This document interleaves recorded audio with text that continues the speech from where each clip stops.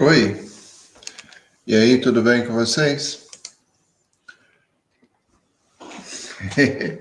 É, eu sou o Padre Paulo da Ladeia. Bom, eu acabei de falar com o Dom Adriano Vasílio, que é bispo da Prelazia de São Félix do Araguaia. Estava dando uma ideia para ele, porque nós temos muitos problemas na Igreja do Brasil, né?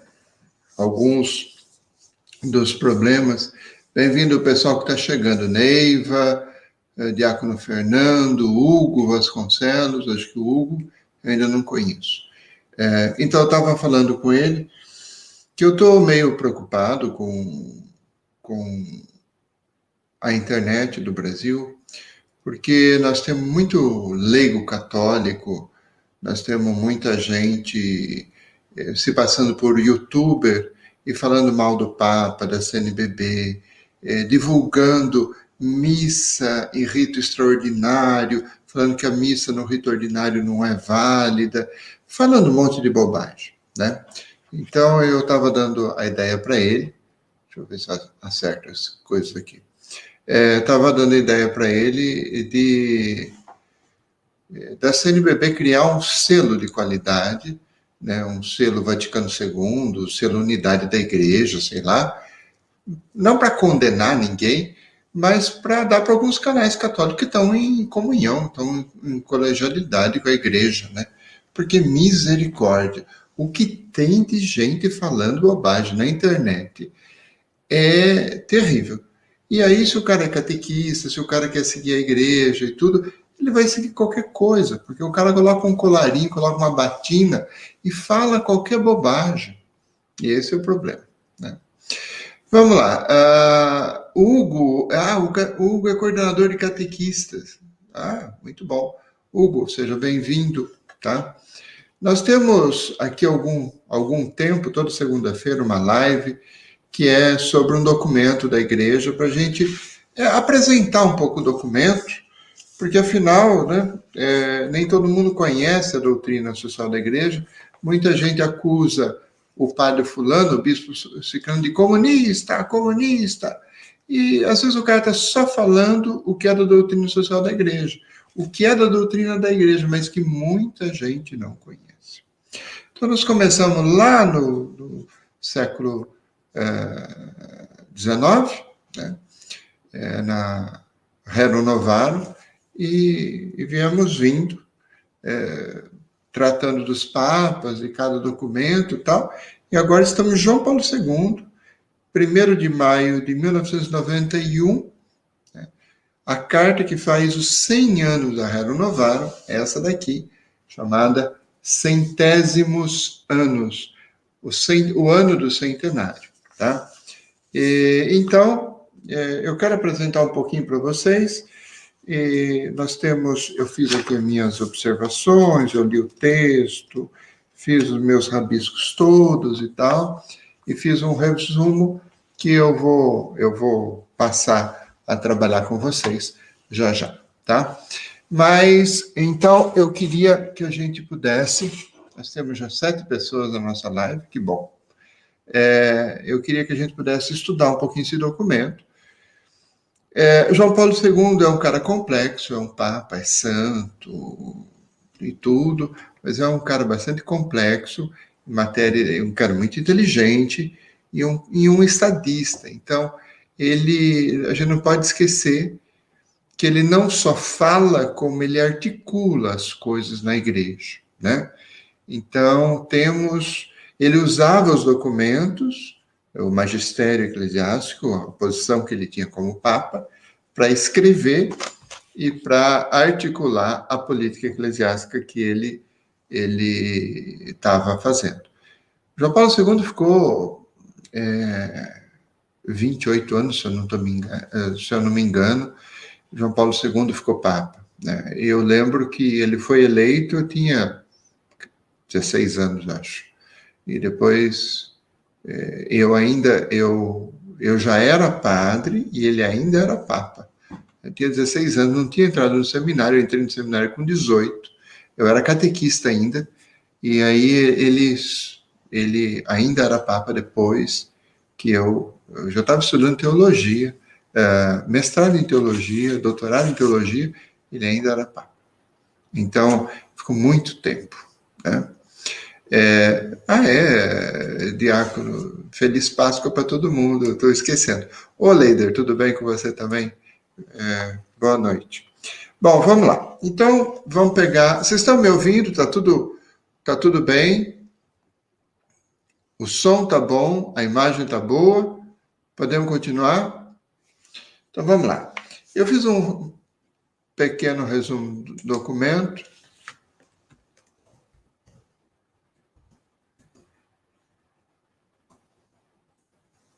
Temos som? Só queria saber se tinha som ou não.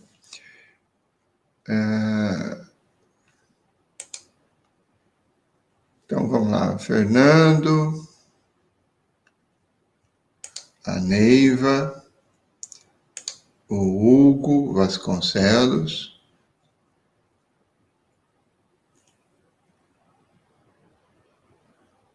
o Leider, né? A Lenir, o Leider, e o diácono Antônio Lopes. Está todo mundo aqui, o Elvis. Elvis, boa noite também. Está todo mundo aqui, acho. Já coloquei todo mundo. Bom, então vamos lá. Eu coloquei logo no começo do chat, eu coloquei o link para o texto, se vocês quiserem dar uma olhada, tá? Então, vamos lá. Eu vou começar. Vamos lá. Há centésimos anos, o João Paulo II foi feito em 1º de maio de 1991, tá? Ela é para comemorar o centenário da Rerum Novarum, que foi de 1º de maio de 1891. Vamos lá, a estrutura do documento, para a gente ver mais ou menos, né? Nós temos os traços, primeiro. A primeira parte são os traços característicos da Rerum Novarum, número 4 e tal. Temos depois número 2, número 1, estrutura característica da Rerum Novarum, então ele vai apresentar um pouco a Rerum Novarum, vai dizer as coisas, e a partir do número 12, entra o número 2, rumo às coisas novas de hoje. Então, a ideia é atualizar a Rerum Novarum, e aí, a partir do número 12, indo para frente, acaba no número 21, tá? Quando entra o ano de 1998, onde o Papa vai analisar um pouco a cultura, a situação e tal do ano em que caiu o Muro de Berlim, tá? Depois disso, desculpe, no número 29 acaba o ano de 1998, e aí entra o número 4, a propriedade privada e o destino universal dos bens. Então, ele vai dizer um pouco, tá? Vai mostrar um pouco isso, do número 30 ao 43.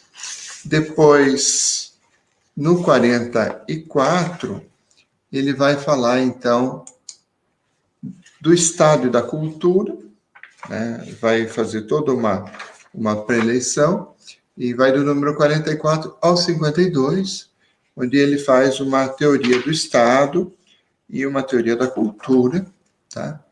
E depois, no 53, tem a última parte, que é o número 6, o homem é o caminho da igreja, tá? Então, essa é a estrutura do documento. Bom, vamos lá. A ideia é mesmo fazer uma atualização do trajeto da Rerum Novarum, tá? E aqui, número 1, ele diz justamente isso, que ele quer atualizar a doutrina social da igreja. podemos assim dizer que o seu trajeto histórico foi ritmado por outros escritos, a partir da Rerum Novarum, outros escritos que simultaneamente a evocavam e atualizavam. Então, a ideia é justamente essa, que a doutrina social da Igreja não é uma coisa estática, ela vai sendo renovada, atualizada a cada nova encíclica do Papa. Obrigado de vocês me darem, do Hugo me dar o feedback que o som e a imagem estão boas. Bom, continuamos então. Quando a gente fala, por exemplo, no número 10, se você pegar o texto no parágrafo 10, ele vai mostrar algumas críticas ao capitalismo e ao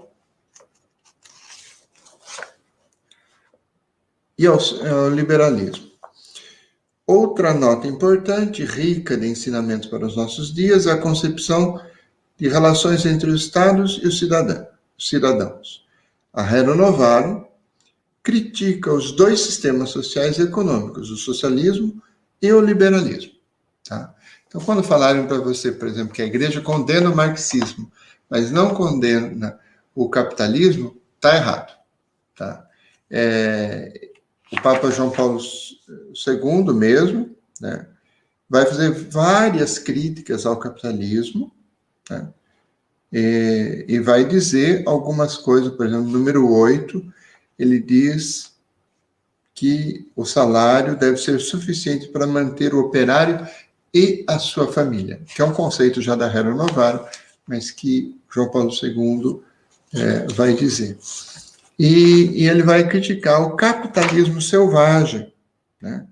Queira Deus que essas palavras escritas enquanto crescia, o que foi chamado capitalismo selvagem, não tenha hoje de ser repetidas com a mesma severidade. Ok? Ainda no número 10, tá? Ele fala da opção preferencial pelos pobres.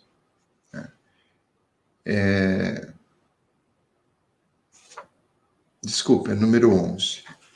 A releitura da encíclica, à luz da realidade contemporânea, o próprio conteúdo do texto é um testemunho excelente da continuidade na Igreja, daquela que agora se designa opção preferencial pelos pobres, opção que defini como uma forma especial de primado na prática da caridade cristã. Ou seja, o Papa João Paulo II atualiza a encíclica do Leão XIII, dizendo da solidariedade, dizendo da amizade, da caridade social. Então, ele vai citar Leão XIII, Pio XI, Paulo VI, né? E ele vai dizer, né, da opção preferencial pelos pobres, justamente numa época que ele já tinha condenado, ou já tinha feito reparos, pelo menos, a alguns pontos da teologia da libertação. Agora, ele retoma esse tema da teologia da libertação, e é interessante que ele insere o conceito de opção preferencial pelos pobres na doutrina social da Igreja como uma espécie de patrimônio. Ou seja, ele pega o conceito, que é latino-americano, e coloca para a Igreja toda. De algum jeito, ele conseguiu fazer a apropriação para a Igreja toda da opção preferencial pelos pobres. O que é bastante interessante para a gente também, tá? Ele faz algumas críticas muito sérias no número 13, por exemplo, a questão do socialismo, né? Ele diz que o socialismo, no socialismo se desaparece o conceito de pessoa como sujeito, e ele diz que o grande problema do socialismo é o problema da subjetividade da sociedade, né? Porque no socialismo real, o homem é visto como uma espécie de peça, vamos dizer assim.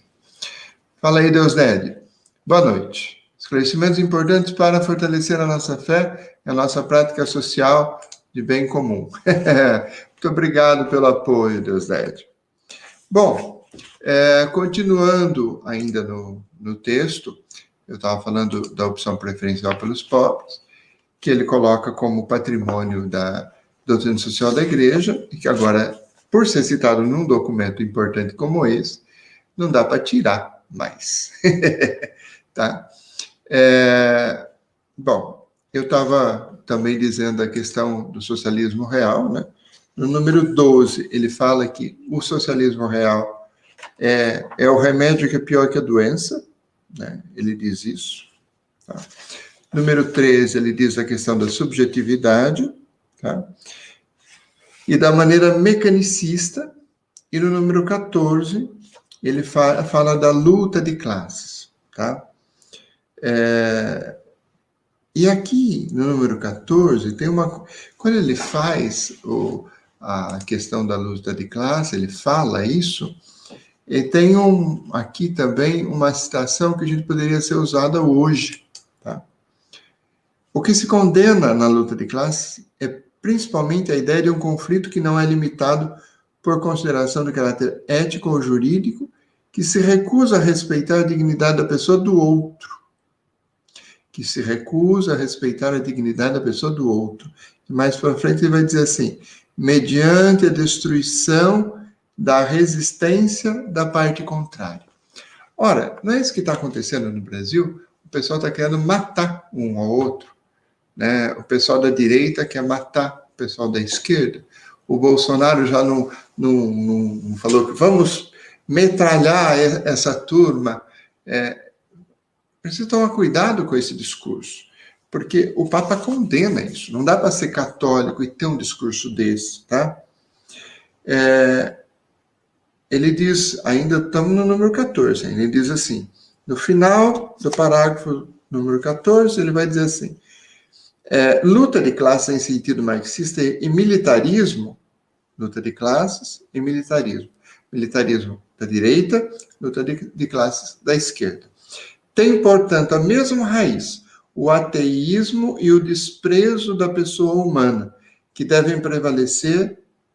fazem prevalecer o princípio da força sobre o da razão e do direito. Ou seja, o militarismo e a luta de classes são ateus, segundo João Paulo II. Então, cuidado quando o pessoal achar da direita ou da esquerda que é muito católico. Né? Precisa tomar um certo cuidado. Bom, continuando, né? Continuando aqui, ele fala no número 17 também, ele fala dessa questão do ateísmo, tá? Da eliminação do outro. No número 17 ele diz assim, o erro... não, peraí. Todavia, o ódio e a injustiça só se apoderam de inteiras nações e fazem-nas entrar em ação quando são legitimados e organizados por ideologias que se fundamentam mais naqueles do que na verdade do homem. Tá? Ele vai falar justamente dessas ideologias no número 17. Número 14 e número 17, ele vai dizer que não dá para a gente estar dentro dessas ideologias, nós católicos, tá? No número 15, ele chega a dizer dos frutos da doutrina social da igreja, que começou lá com Leão XIII. Essa influência é visível em numerosas reformas introduzidas nos setores da previdência social, das pensões, dos seguros contra a doença, da prevenção de acidentes, no quadro de maior respeito pelos direitos dos trabalhadores. Tudo isso foi feito a partir da Rerum Novarum, que não existia antes. Então, a gente tem que dar o valor para a doutrina social da igreja, porque sem doutrina social da igreja, sem a Rerum Novarum, você não teria aposentadoria, você não teria seguro de vida, né?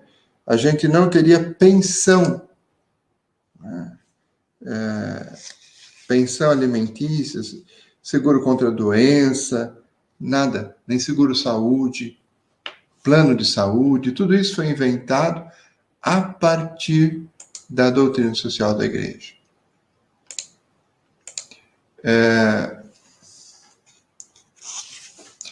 Muito obrigado, Fernando, você ter colocado aqui.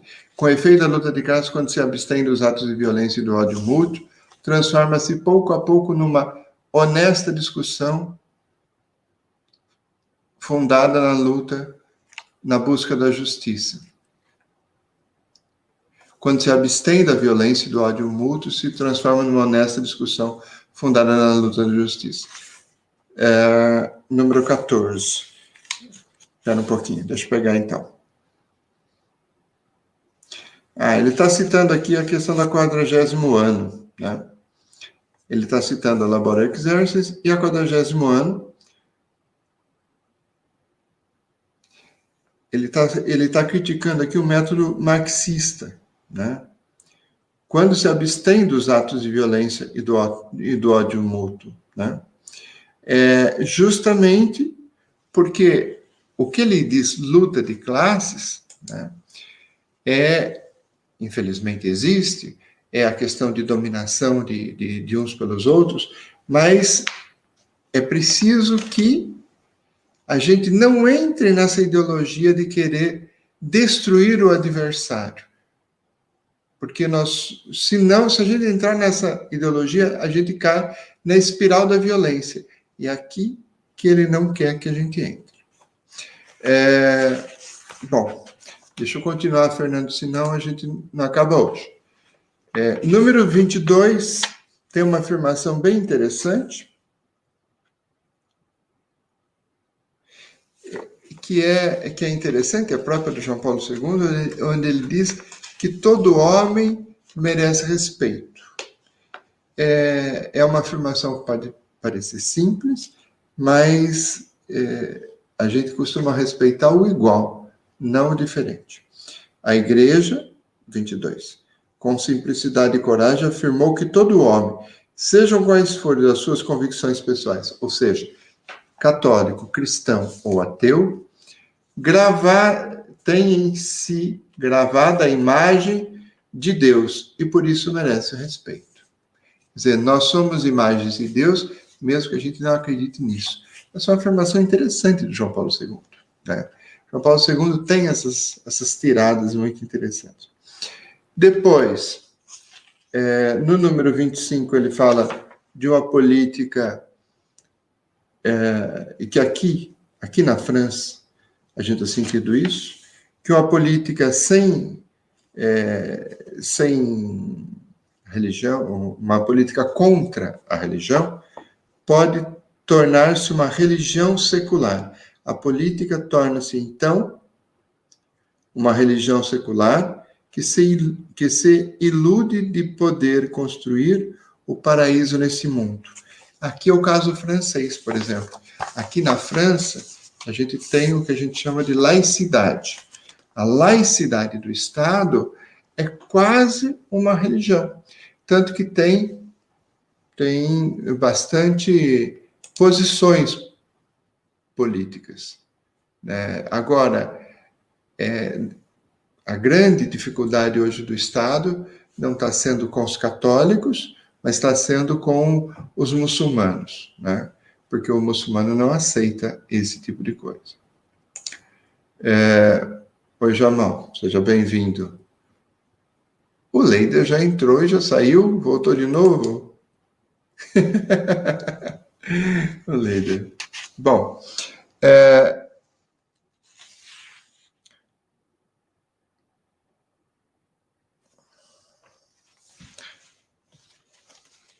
no número 26,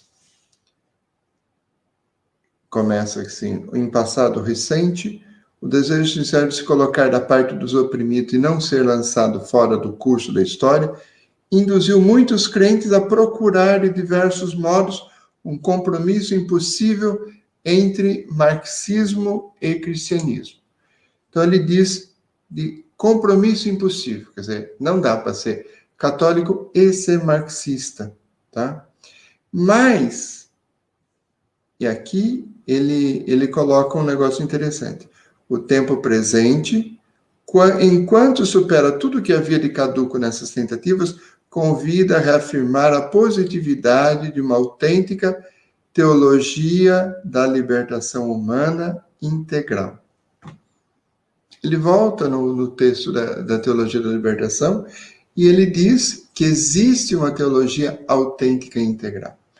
Claro que não dá um nome, esse teólogo esse teólogo não é, mas ele diz isso. Bom, indo para frente, eu estou comentando só alguns pontos que eu considero chave, viu, gente? Porque senão a gente vai passar a noite aqui. E aqui já são mais de meia-noite, são 00h27. Tá? Depois, então, eu falei da Teologia da Libertação número 26, né? E ele diz que é preciso superar um preconceito. No Brasil é muito grande esse preconceito. Número 28, ele diz assim: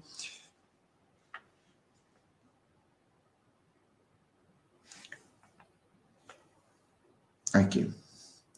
Sobretudo, será necessário abandonar uma mentalidade que considera os pobres, e veja que o Brasil é bem isso, hein?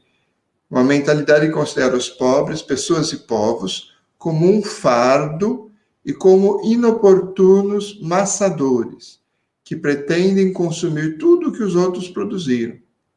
Os pobres, diz ele, pedem o direito de participar no usufruto dos bens materiais e de fazer render a sua capacidade de trabalho, criando assim um mundo mais justo e mais próspero para todos. Ou seja, nós temos, no Brasil especialmente, tem muita gente que acha que pobre é um cara que só dá trabalho, só tem que ir para a prisão, que não consegue, que é vagabundo e tal. Na verdade, como ele diz, os pobres pedem trabalho.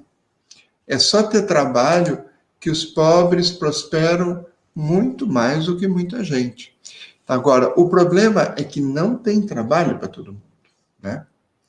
Bom, no número 30, aqui ele vai... Gente, eu vou até fazer uma parada aqui, né? Número 30, ele reafirma uma coisa que muita gente diz que é comunista, tá? Oi, Aladim. Oi, Weiner. Diácono Weiner, tudo bem? O Aladim Oliveira, tudo bom? Presta atenção, número 30.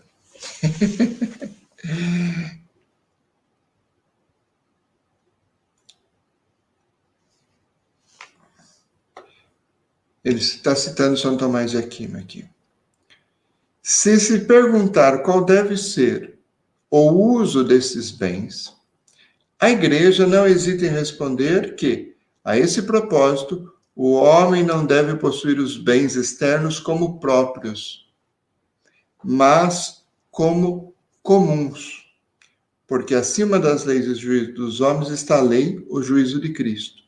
Ou seja, ele está afirmando que a propriedade privada, ela é de uso comum, ela está em vista do bem comum. E aqui muita gente diz, isso é comunismo. É o João Paulo II, não só João Paulo II, mas outros, mas nesse texto, João Paulo II citando Santo Tomás de Aquino do século XIII. Marx era do século XVIII, XIX. Então, Tomás de Aquino é muito tempo antes, não conhecia Marx e com certeza já afirmava essas coisas. E não é comunismo, é doutrina oficial da Igreja. A propriedade privada, ela existe, mas ela não é absoluta. Ela precisa estar em vista do bem comum, do bem de todos.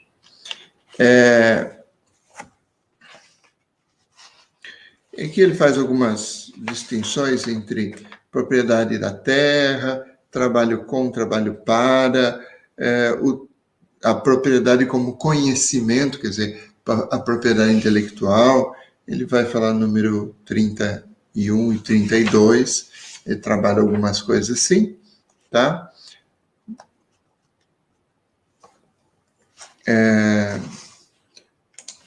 Vamos lá. Ele fala no 32. No 32 ele diz que o capital humano é mais importante do que tudo. 32. Se outrora o fator decisivo da produção era a terra, e mais tarde o capital, visto como conjunto de maquinaria e de bens industriais, ou seja, primeiro momento foi a terra, ter terra é ser rico, o segundo momento, que é o momento de Marx, é você ter máquina e ter instrumentos, bens instrumentais, né? Modo de produção, meios de produção, que é a riqueza burguesa. Hoje, o fator decisivo é cada vez mais o próprio homem, isto é, a sua capacidade de conhecimento, que se revela no saber científico, sua capacidade de organização solidária, sua capacidade de intuir e satisfazer a necessidade do outro. Então, veja, ele está citando 3 formas de conhecimento: o saber científico, a organização, né, e a capacidade de perceber a necessidade. Então, são 3 formas de conhecimento: criar coisas novas porque falta soluções. A capacidade científica e a capacidade de organização. São 3 riquezas do capital humano, na verdade, tá? Número 32. Final do número 32.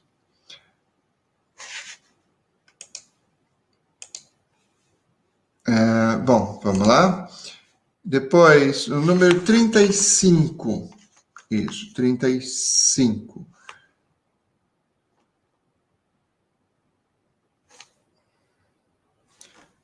Ele vai dizer do capitalismo de Estado, né?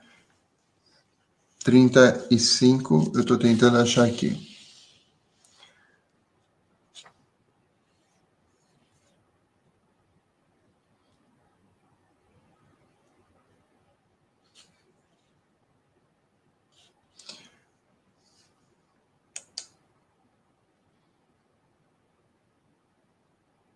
Aqui.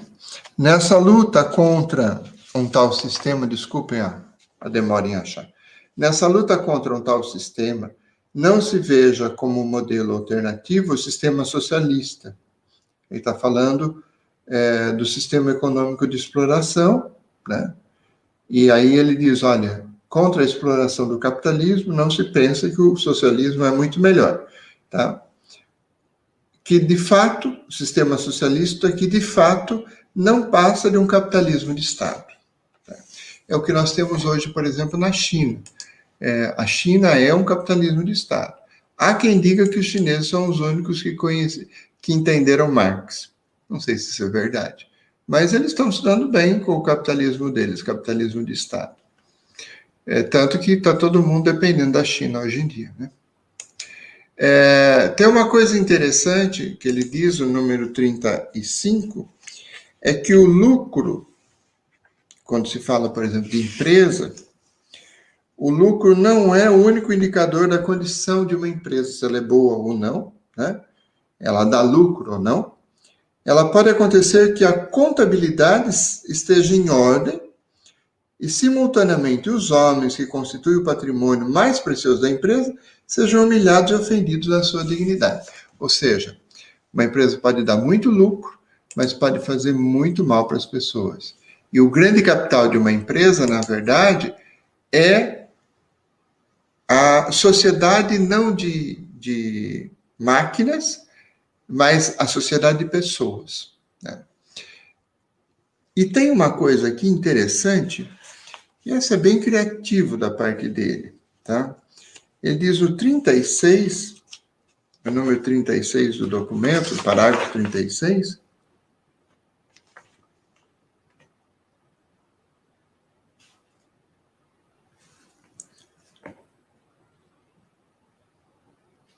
Ah, meu Deus. Ele diz que o investimento é uma questão moral. E aqui é interessante, porque a gente sempre percebe o investimento como uma questão de lucro, né?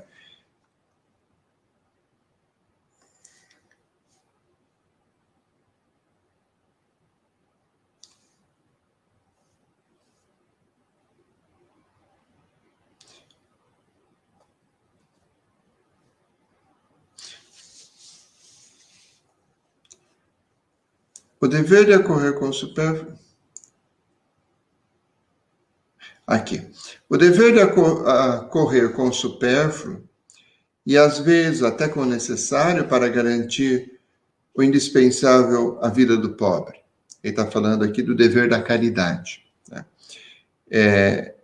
Mas aludo também ao fato de que a opção de investir num lugar em vez de outro, tá? Neste setor produtivo e não naquele, é sempre uma escolha moral e cultural. Quer dizer, investir na bolsa de valores, não é só uma questão de investir na bolsa, mas é também você está privilegiando que tipo de investimento? O investimento o investimento na construção civil, por exemplo, que põe mais pessoas em produção, precisa de mais trabalho, mão de obra, trabalho qualificado, ou você está só investindo numa coisa que dá retorno apenas financeiro e não dá trabalho? Então, essa é uma questão moral também. Interessante, porque ninguém fala nisso, né? A gente fala só em lucro. Bom, no número 40, ele vai falar dos riscos da idolatria, tá?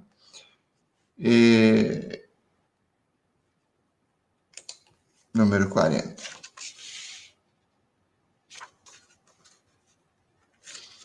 Opa, 40. Final do parágrafo 40. Todavia, eles comportam o risco de uma idolatria do mercado que ignora a existência de bens que, pela sua natureza, não são nem podem ser simples mercadoria. Quer dizer, sempre existe no capitalismo o problema da idolatria do mercado. Ele vai depois, lá para o número 44, ele vai começar a fazer toda uma teoria sobre o Estado e sobre a cultura. E aqui, no número 46, ele se sai com uma frase bem interessante. A igreja encara com simpatia o sistema democrático. É bem interessante, porque a igreja é sempre acusada de ter muita simpatia pelo sistema teocrático, né? Mas o João Paulo II chega a dar uma dessa, tá? Número 46, ele vai dizer que a igreja tem por método o respeito à liberdade das pessoas, e esse, na verdade, deve ser o critério, tá? Diz alguns direitos aqui e tal. Ele diz, inclusive, que o Estado, número 48, tem também o direito de intervir quando situações particulares de monopólio. Ou seja, tanto a propriedade privada não é absoluta, que o Estado pode, inclusive, quando se faz um monopólio numa situação, quer dizer, só aquele grupo que monopoliza toda a situação, o Estado deve intervir para promover a livre concorrência, né, para ajudar na livre concorrência. Bom, ele diz várias outras coisas aqui para frente, mas no número 52, ele está falando da guerra do Iraque, a guerra do Golfo Pérsico, aliás, e a invasão do Iraque, acho que na época. É isso. Ele diz que ele repetiu o grito: nunca mais a guerra, nunca mais a guerra, no 52. Nunca mais a guerra que destrói a vida de inocentes, que ensina a matar, e igualmente perturba a vida dos assassinos, que deixa atrás de si um cortejo de rancores e de ódio, tornando mais difícil a justa solução dos problemas que a provocaram. Eu estou achando interessante porque ele gritou nunca mais a guerra, e na época o presidente dos Estados Unidos dizia: a guerra é necessária e é querida por Deus. O Conselho dos Rabinos dizia nunca mais a guerra, o Papa dizia nunca mais a guerra, a Organização Mundial de Igrejas dizia nunca mais a guerra, e o presidente dos Estados Unidos dizia: Deus quer a guerra. É interessante, né? O Senhor da guerra.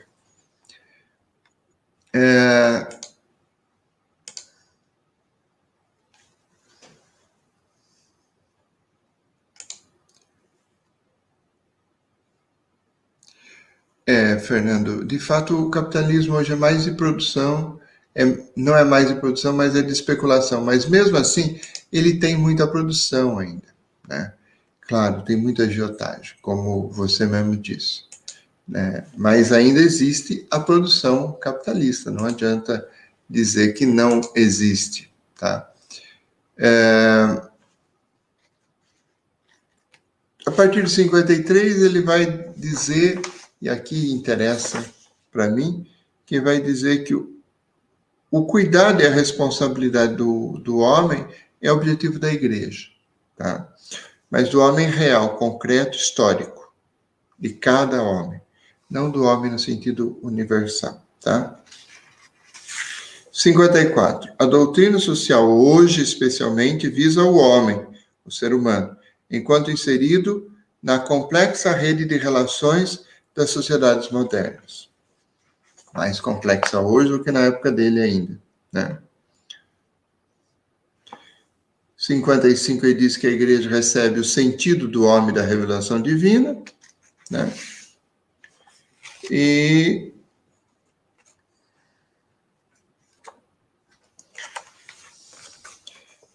no número 60, ele faz uma afirmação muito interessante, própria de João Paulo II, que ele diz que a fundada esperança de que o mesmo grupo numeroso dos que não professam explicitamente uma religião, ou seja, dos ateus, possa contribuir para esse fundamento ético necessário à questão social, para que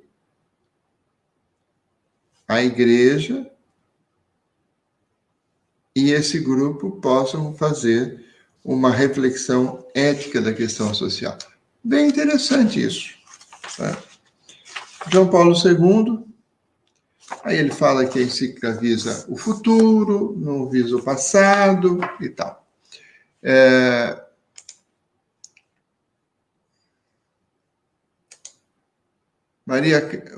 Márcia Carlos. Desculpa, vou ter que sair. Foi muito boa. Abraço, boa semana. Para você também, Deus abençoe. Te espero semana que vem, no mesmo horário, se você puder. Tá, Márcia? Deus abençoe. Bom, meus irmãos. Questões?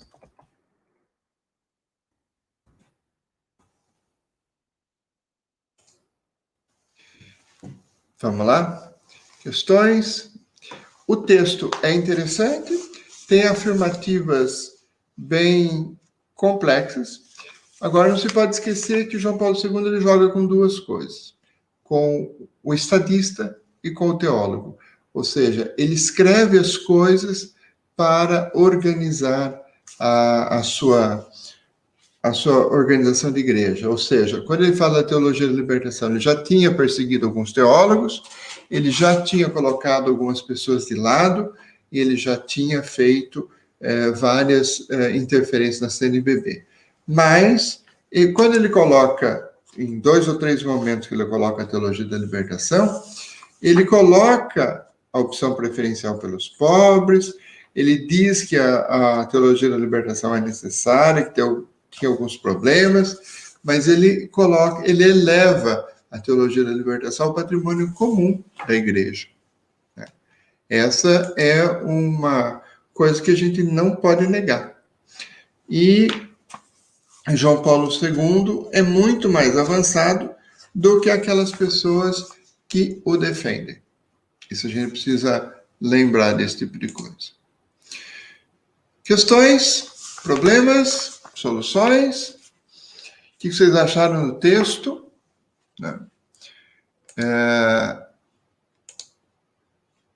Nós vamos sair do João Paulo II porque ele tem outros textos. João Paulo II escreveu um monte de coisa, a gente não pode esquecer.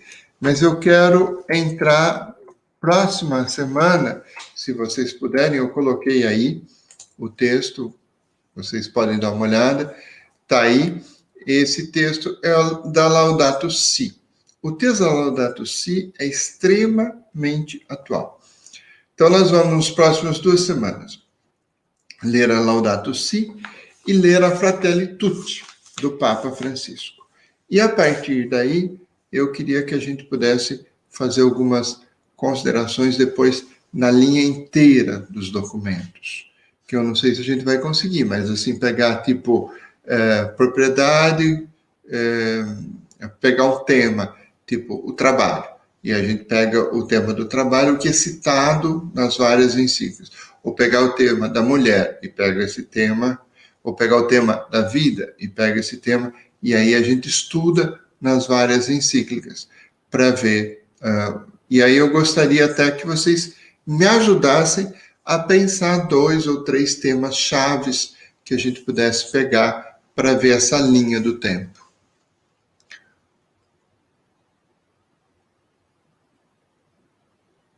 Ah, sim, Leida. Os discípulos de João Paulo II são muito mais conservadores do que ele. Agora, João Paulo II joga com a questão de ser estadista, né? Ele é o Papa, ele é estadista, ele que nomeava ou aceitava a renúncia dos bispos, então ele tem toda uma política eclesiástica junto, a gente não pode desprezar. Nós estamos analisando só os documentos, né? Mas é claro que a gente teria que analisar tudo junto. Dizem que o João Paulo II foi o grande responsável, ou um dos grandes responsáveis, pela queda do Muro de Berlim, no dia 7 de novembro de 89. E aí há quem diga que nessa queda começou o século XXI, né? Em todo caso, Leida, você tem razão, né? Bom, se vocês puderem pensar, e depois eu aceito sugestões, tá? 2 ou 3 temas que a gente pudesse trabalhar em vários textos. Esse eu não falei, por exemplo, mas o João Paulo II fala, mais para o final, sobre questões ligadas ao meio ambiente, né? Ele fala, e depois, claro, o Papa Francisco vai trabalhar, vai fazer toda uma encíclica sobre a questão do meio ambiente. Mas a gente poderia pegar, você pega Paulo VI, você tem outros que falam também, então, da questão ecológica, a gente poderia pegar algumas coisas assim, o vida, mulher, não sei, a gente podia tentar pegar 3 temas e trabalhar esses temas nos diversos documentos. Se algum de vocês tiverem a oportunidade de me ajudar nesse sentido, eu não queria propor os temas, porque eu queria um tema que fosse do interesse de vocês. Fernando, o que está dizendo? Como interpretar as críticas do capitalismo em João Paulo II? Trata-se de uma crítica pontual ou afeta a essência mesmo do capitalismo? Olha, as duas coisas. João Paulo II faz críticas pontuais à questão, Mas ele fala, e ele faz críticas muito duras à questão da idolatria e tal. No final, e eu não comentei isso, mas no final, ele vai dizer que a igreja não tem modelos. A igreja não escolhe modelos. Não é da igreja esse tipo de coisa. Estou tentando ver se eu acho aqui agora na hora.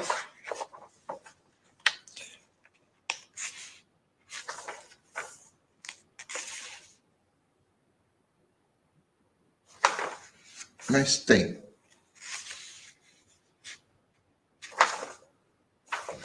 Agora eu não achei, não.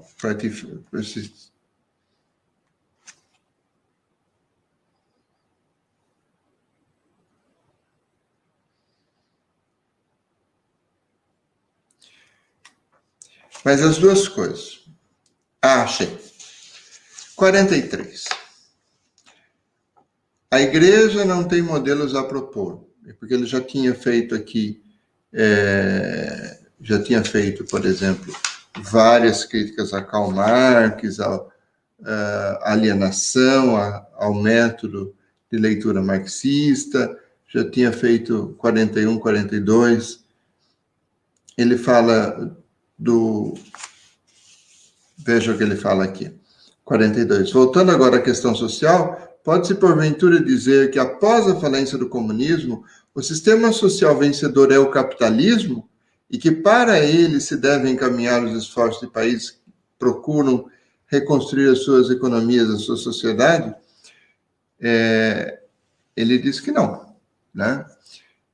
A solução marxista faliu, mas permanecem no mundo fenômenos de marginalização e de exploração, especialmente no terceiro mundo, e fenômenos de alienação humana, especialmente nos países mais avançados, contra os quais se levanta com firmeza a voz da igreja. Né? Isso, Neiva. Parágrafo 43. A igreja não tem modelos a propor. Os modelos reais e eficazes poderão nascer apenas do quadro das diversas situações históricas. Mas, graças ao esforço dos responsáveis que enfrentam os problemas concretos em todos os seus aspectos sociais, econômicos, políticos e culturais que se entrelaçam mutuamente. A esse empenhamento, a igreja oferece como orientação ideal indispensável a própria doutrina social da igreja. Então, mas ele faz críticas profundas ao capitalismo e críticas profundas ao socialismo. Claro que tende, por exemplo, a fazer algumas críticas maiores à questão do marxismo, mas ele fala muito do totalitarismo, por exemplo, no parágrafo 44, e o totalitarismo não é necessariamente marxista. Nós temos totalitarismos, Hitler era capitalista, Mussolini era capitalista, né? Você tem vários ditadores na África, na América Latina e tudo, né?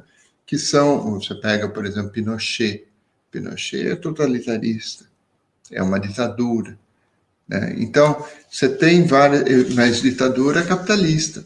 Então, você tem muitas aqui, críticas muito fortes de João Paulo II.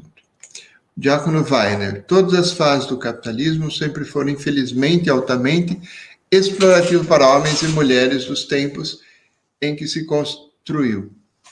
Sim, o João Paulo II, ele chega a mostrar algumas coisas, sim, né? Eu não quis ler tudo, porque, afinal, né? Mas tem boa fase aqui. O povo ignorou a China, diz o Leider. Incrível que mesmo ele, que foi visionário em muitos aspectos, não conseguiu vislumbrar aonde a China chegaria, porque o modelo soviético ruiu, mas o chinês venceu. Você sabe, Leider, essa é uma visão muito curta da nossa parte ocidental. A gente vê a África, a América Latina e a Europa.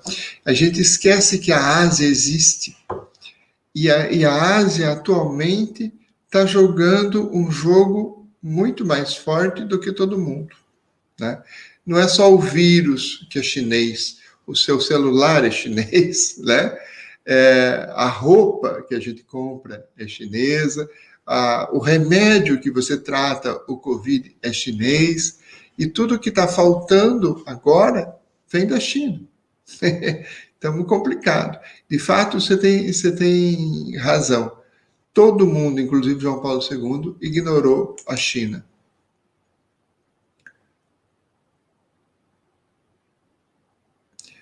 A globalização sempre foi excludente, Weiner. Agora ela está se mostrando mais pesada, na verdade, né? Agora, aqui na Europa, o pessoal está pensando já em reindustrializar muita coisa, reabrir fábricas, porque nós estamos muito dependentes da China. Por exemplo, a lã, boa parte da lã que a China faz tecido, então vem da França. Mas hoje não existe mais fábrica de lã francesa. Toda a lã vai para a China, é tecida lá e depois é construída as roupas. E aí volta para a França. É mais barato fazendo assim. Mas agora, com essa dependência que ficou tão forte da China, que agora a lã vai para lá e não volta mais. Então, estão pensando em reabrir as fábricas de lã, por exemplo, daqui, né? Então, essa globalização excludente também, não sei se ela não vai ter altos e baixos, ou vai ter alguma marcha ré. Sim.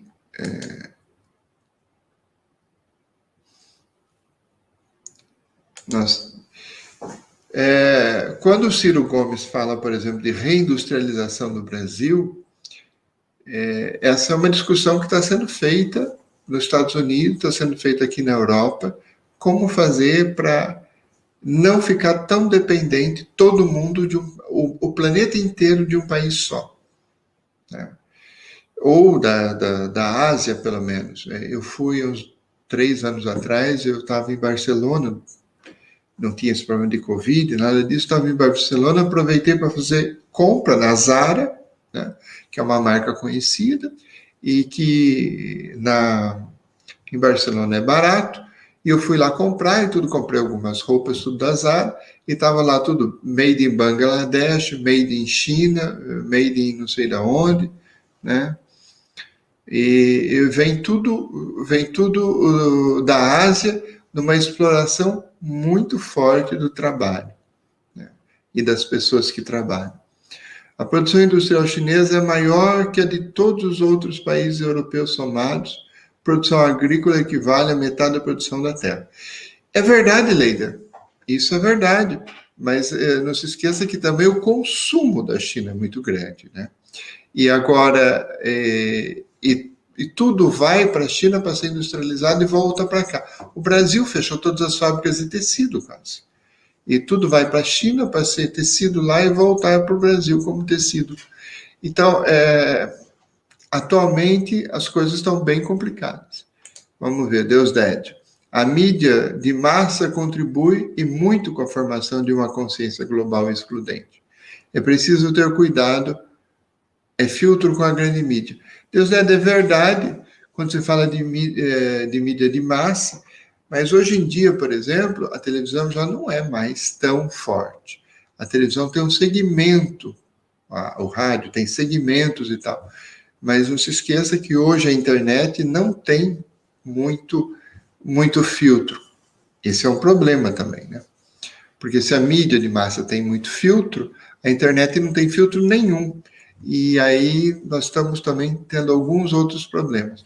Redes sociais e outras coisas, né? Leida. Ou o capitalismo se reinventa, ou o feudalismo global, no qual será demolida pela China. Isso é verdade. Agora, em sentido de reinvenção, Leida, você tem uma proposta muito interessante, que é a questão da agricultura familiar, né? A agricultura familiar na China e a agricultura familiar no Brasil é muito forte, né? E ela está produzindo muito, e ela não é tão predatória do meio ambiente como é o agronegócio, né? Bom, meus irmãos, eu hoje contei com a participação de vocês, vocês estão discutindo bem, tá ótimo. Acho que deu uma boa discussão. Já são 1h da manhã aqui, nós já temos 1 hora de discussão e eu vou precisar encerrar o nosso bate-papo. Mas gostei muito hoje desse bate-papo, bem mais participativo, parece que o pessoal pegou o jeito, e muito obrigado, né, de tudo que vocês colocaram com relação aos temas e as questões sociais que o João Paulo II coloca, mas também que a gente pode se colocar hoje em dia, porque a doutrina social da igreja não pode ser uma coisa fossilizada, ela tem que ser uma coisa para a atualidade. Boa noite, merecido descanso. Por hoje fiquei só mesmo ouvindo. Mas muito obrigado, Diácono Antônio. Né? Weiner, obrigado também. E eu queria que os 3 diáconos que nós temos, né, que pudessem me acompanhar nessa bênção final. O Senhor esteja convosco, Ele está no meio de nós. Me ajudem a dar a bênção. Abençoe-vos o Deus Todo-Poderoso, Pai, Filho e Espírito Santo. Deus abençoe e acompanhe a todos vocês. Deus ilumine e até a próxima semana com a Laudato Si, que é um texto fantástico, tá? Muito obrigado. Abraços.